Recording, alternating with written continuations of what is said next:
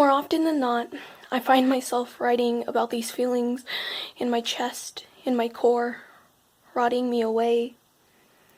I find myself writing about the shakiness of my voice when I remember just how you yelled at me and expected an apology. More often than not, I find myself writing about the late nights I wish I would have spent running away from the home that became a battlefield.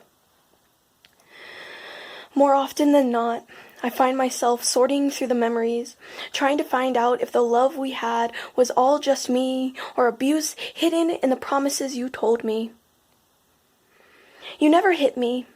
I could never show the bruises you left me.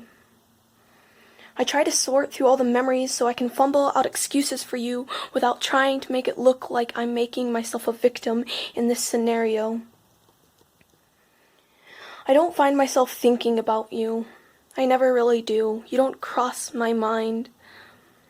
No. I find myself thinking about the ideas of life I had with you. I find myself thinking of how little I tried to say in hopes of not setting off a bomb.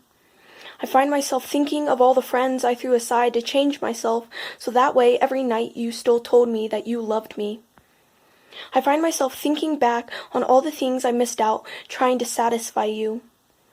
I find myself thinking of how I'd never call what we had abuse, but looking back on what it was, what was it?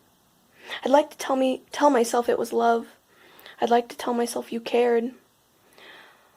But when I become a prisoner in our texts and our conversations, and your caring side doesn't melt away when you think of me, what is it?